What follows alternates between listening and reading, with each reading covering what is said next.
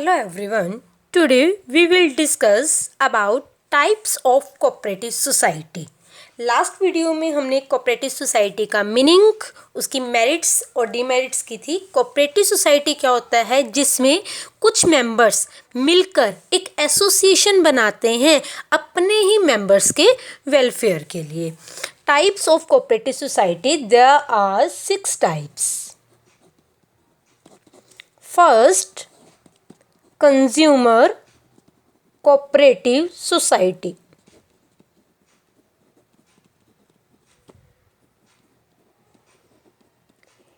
क्योंकि हमने ये बोला जो कोऑपरेटिव सोसाइटी है, कुछ लोग मिलकर एक सोसाइटी बना लेते हैं, एक ऑर्गेनाइजेशन बना लेते हैं।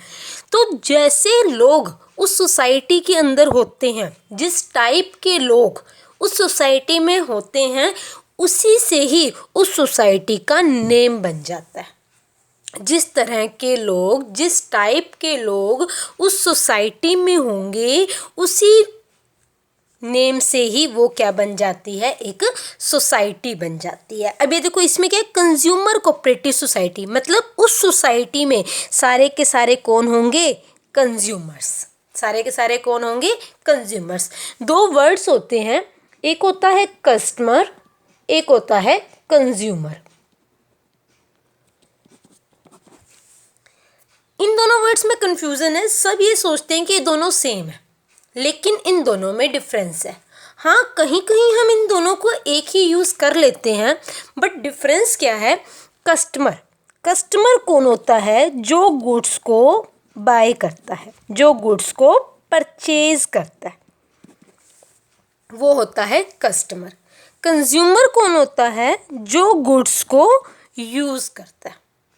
मैंने एक चॉकलेट ली मार्केट से, मैंने मार्केट से एक चॉकलेट परचेज की। मैं कौन होगी? कस्टमर। परचेज किसने की? मैंने। और वो चॉकलेट मैंने अपने ब्रदर को दे दी। वो चॉकलेट मैंने अपने ब्रदर को दे दी। यूज़ किसने की? खाई किसने? मेरे ब्रदर ने। तो ब्रदर क्या हो गया? कंज्यूमर। तो जरूरी नहीं है जो कस्टमर हो वो कंज्यूमर भी हो। यहाँ पे कस्टमर मैं हूँ, मैंने चॉकलेट परचेज की है, बट खाई नहीं है, यूज़ मैंने नहीं की, तो मैं कंज्यूमर नहीं हूँ। इसी तरह मैंने एक आइसक्रीम परचेज की मार्केट से, तो मैं कौन होगी? कस्टमर। मैंने परचेज की तो मैं कौन होगी? कस्टमर। अब वो आइसक्रीम मैंने ही खा ली, तो मैं कंज्यूमर भी होगी। समटाइम्स इन दोनों वर्ड्स को हम एक ही ट्रीट करते हैं। तो ये क्या? कंज्यूमर कोऑपरेटिव सोसाइटी, मतलब वो सोसाइटी जो सारे के सारे जिसमें कौन है? कंज्यूमर है। अब कंज्यूमर कोऑपरेटिव सोसाइटी मतलब वो सोसाइटी जो हम इस्टेब्लिश कर रहे हैं कंज्यूमर के वेलफेयर के लिए। अब कंज्यूमर का वेलफेयर कैसे होगा? क्या होता है? एक होता है मैन्युफैक्चरर, ठीक है। मैन्युफैक्चरर कौन होता है? जो गुड्स प्रोड्यूस करता है। मैन्युफैक्चर गुड्स सेल करता है होलसेलर को। किसको सेल करता है? होलसेलर को। होलसेलर सेल करता है रिटेलर को, और फिर गुड्स पहुंचती हैं कस्टमर के पास।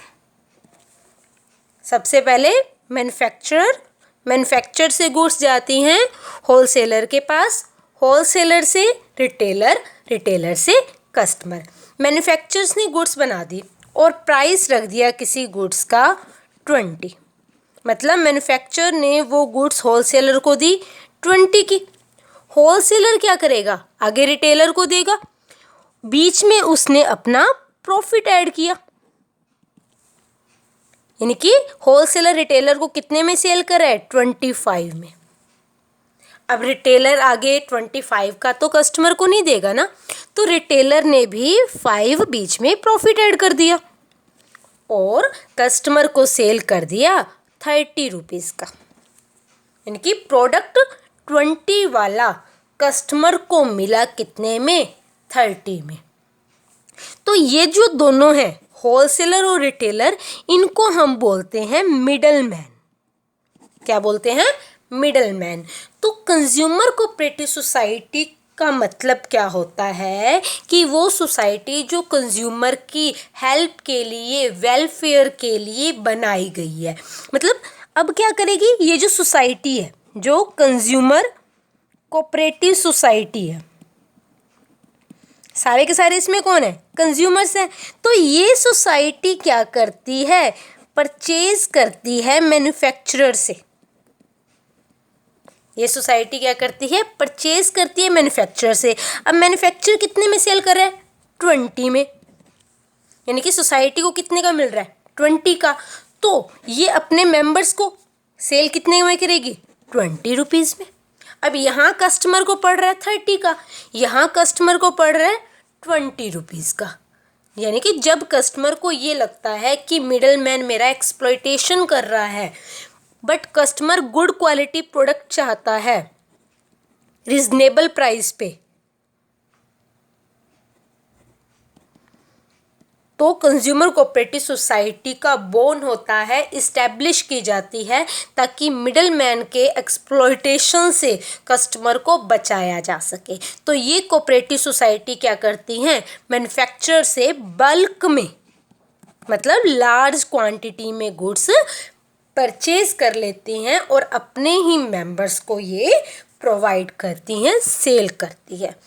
ऐसा नहीं है कि ये नॉन मेंबर्स को नहीं करती, नॉन मेंबर्स को भी कर सकती हैं सेल, बट प्रेफरेंस जो दी जाएगी, प्रायोरिटी जो दी जाएगी, वो किसको दी जाती है, खुद के मेंबर्स को।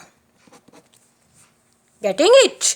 कंज्यूमर कोऑपरेटिव सोसाइटी वो सोसाइटी जो कंज्यूमर की हेल्प करने के लिए इस्टेब्लिश की गई है। ये सोसाइटी क्या करती है, मैन्युफैक्चरर से लार्ज क्वांटिटी में गुड्स परचेज करके अपने ही मेंबर्स को रिजनेबल प्राइस पर प्रोवाइड करवाती है, ताकि जो मिडल मैन का एक्सप्लॉयटेशन है उससे उसको बचाया जा सके।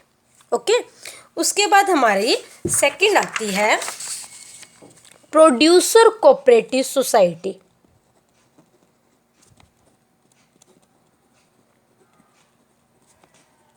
Producer cooperative society. अब नाम देखो क्या है, प्रोड्यूसर कोऑपरेटिव सोसाइटी। पहले वाला था कंज्यूमर कोऑपरेटिव सोसाइटी, वो किसकी हेल्प के लिए थी, कंज्यूमर के लिए। तो प्रोड्यूसर कोऑपरेटिव सोसाइटी किसके लिए होगी, प्रोड्यूसर के लिए। अब क्या है, प्रोड्यूसर मतलब जो प्रोडक्शन करता है। प्रोड्यूसर कौन होता है, जो प्रोडक्शन करता है। प्रोडक्शन करने के लिए हमें चाहिए होता है रॉ मटेरियल। क्या चाहिए होता है, रॉ मटेरियल। अब ये रॉ मटेरियल भी तो कोई ना कोई सप्लाई करेगा। तो एक पर्सन है, ये है रॉ मटेरियल सप्लायर, ठीक है, जो कि रॉ मटेरियल सप्लाई करता है। अब क्या होता है, जो बिग इंडस्ट्रीज होती हैं ना, वो क्या कर लेती हैं, इन रॉ मटेरियल को परचेज कर लेती हैं। जो ये प्रोड्यूसर कोऑपरेटिव सोसाइटी है ना, प्रोड्यूसर्स की हेल्प करने के लिए, ये स्मॉल प्रोड्यूसर की बात कर रहे हैं। किसकी बात कर रहे हैं, स्मॉल प्रोड्यूसर। क्यों, क्योंकि उनके पास इतने फंड्स ही नहीं हैं, उनके पास क्या होते हैं, लेस रिसोर्सेज होते हैं। तो उन प्रोड्यूसर की हेल्प करने के लिए इस सोसाइटी को इस्टेब्लिश किया जाता है। तो ये जो रॉ मटेरियल सप्लायर है, उससे बिग इंडस्ट्रीज पहले ही लार्ज क्वांटिटी में परचेज कर लेती हैं। तो जो स्मॉल इंडस्ट्रीज हैं, स्मॉल प्रोड्यूसर्स हैं, वो तो रॉ मटेरियल परचेज ही नहीं कर पाते, उनको मिलता ही नहीं है। तो इसीलिए प्रोड्यूसर कोऑपरेटिव सोसाइटी आ गया। प्रोड्यूसर कोऑपरेटिव सोसाइटी जिसमें सारे के सारे प्रोड्यूसर है, स्मॉल प्रोड्यूसर। जैसे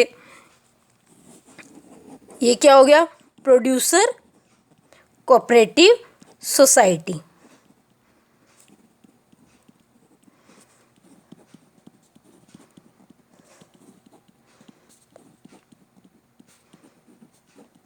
ये सारे प्रोड्यूसर्स हो गए। तो ये सोसाइटी क्या करती है, जो रॉ मटेरियल सप्लायर हो गया ना, ये कौन है, रॉ मटेरियल सप्लायर, जो रॉ मटेरियल सप्लाई करता है, इससे क्या करती है, कॉन्ट्रैक्ट कर लेती है। ये कहती है, ये सोसाइटी कहती है कि हमें रॉ मटेरियल दे दो बल्क क्वांटिटी में।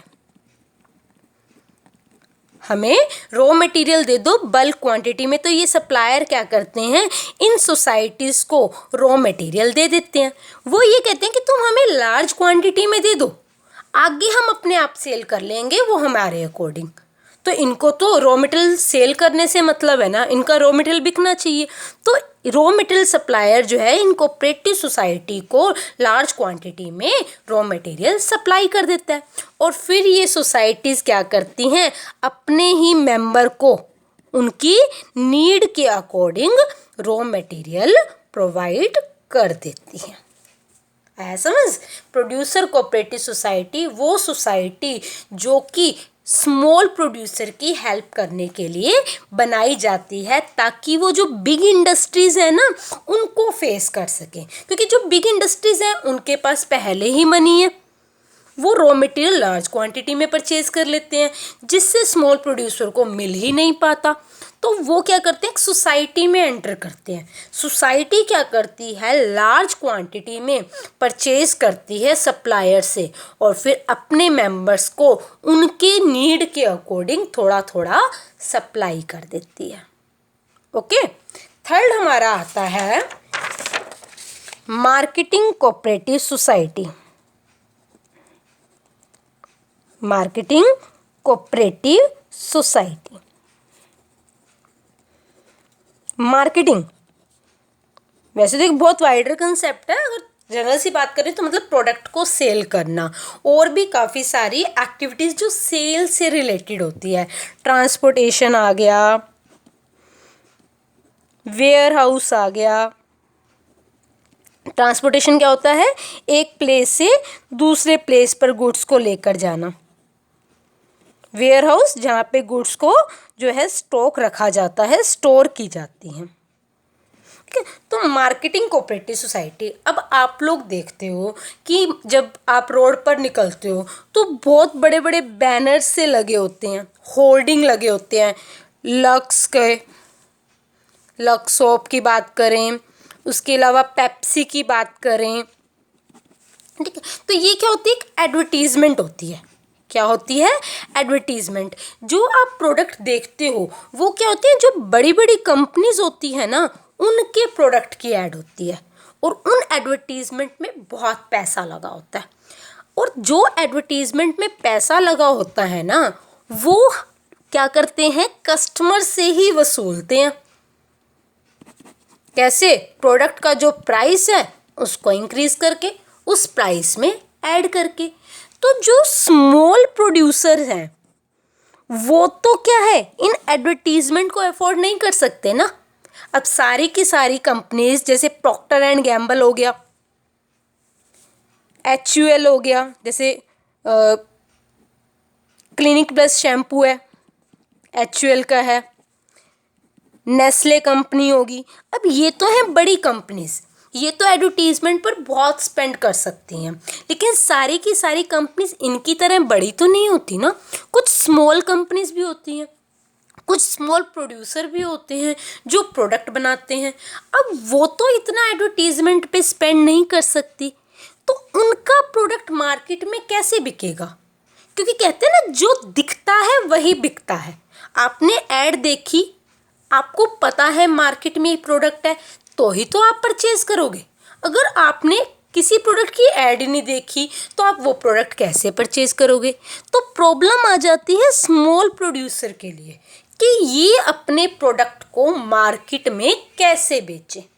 तो मार्केटिंग कोऑपरेटिव सोसाइटी क्या करती है, उन स्मॉल प्रोड्यूसर की हेल्प करती है। यानी कि जो स्मॉल प्रोड्यूसर्स हैं वो सब मिलकर वो क्या कर लेते हैं, अपनी एक सोसाइटी इस्टेब्लिश कर लेते हैं, जिसमें हर जो प्रोड्यूसर है वो एक दूसरे के प्रोडक्ट को सेल करने में हेल्प करता है। यानी कि ये सोसाइटी क्या करती है, इन प्रोड्यूसर्स को क्या प्रोवाइड करवाती है, मार्केट प्रोवाइड करवाती है, इनके प्रोडक्ट को सेल करने में हेल्प करती है, इनको ट्रांसपोर्टेशन, क्योंकि इनकी गुड्स बन तो गई, उसको मार्केट तक लेकर आना, उनकी गुड्स को स्टोर करना, ये सारी फैसिलिटी कौन प्रोवाइड करवाता है, मार्केटिंग कोऑपरेटिव सोसाइटी। क्योंकि अभी मैंने आप लोगों को बताया कि सोसाइटी का नेम हम कैसे डिसाइड करते हैं, जिस टाइप के लोग हैं। अब जहाँ पे पर्पज़ ही क्या है, मार्केटिंग करना, मतलब प्रोडक्ट सेल करना। तो ऐसी सोसाइटी जो स्मॉल प्रोड्यूसर को एक प्लेस प्रोवाइड करवाती है प्रोडक्ट सेल करने का, उनको पैकेजिंग, ट्रांसपोर्टेशन, वेयरहाउस, ये सारी फैसिलिटीज़ प्रोवाइड करवाती है। आज की वीडियो में हमने 3 की हैं। कौन कौन सी? Consumer cooperative society. Consumer cooperative society क्या होता है? कंज्यूमर की हेल्प करने के लिए मैन्युफैक्चरर से परचेज करते हैं डायरेक्टली और अपने मेंबर को रीजनेबल प्राइस पे सेल कर देते हैं। प्रोड्यूसर कोऑपरेटिव सोसाइटी कि जो स्मॉल प्रोड्यूसर होते हैं उनको रॉ मटेरियल लेने में प्रॉब्लम होती है, तो ये सोसाइटी क्या करती है, जो रॉ मटेरियल सप्लायर्स हैं उनसे लार्ज क्वांटिटी में परचेज करती हैं और अपने जो मेंबर्स हैं उनको according to their need sell कर देती है। और मार्केटिंग कोऑपरेटिव सोसाइटी, प्रोडक्ट बन गया, जो स्मॉल प्रोड्यूसर हैं उनको सेल करने में मुश्किल होती है, कंपटीशन को फेस करना उनके लिए डिफ़िकल्ट होता है, तो ये सोसाइटी क्या करती हैं, सारी की सारी फैसिलिटीज़ प्रोवाइड करवाती हैं, लाइक ट्रांसपोर्टेशन, वेयरहाउस, ताकि उन लोगों को एक प्लेस मिल सके अपने प्रोडक्ट को सेल करने का। जो बाकी के हमारे 3 टाइप्स रह गए वो हम नेक्स्ट वीडियो में कवर करेंगे। आई होप आपको समझ में आ गया होगा। Thank you, have a nice day.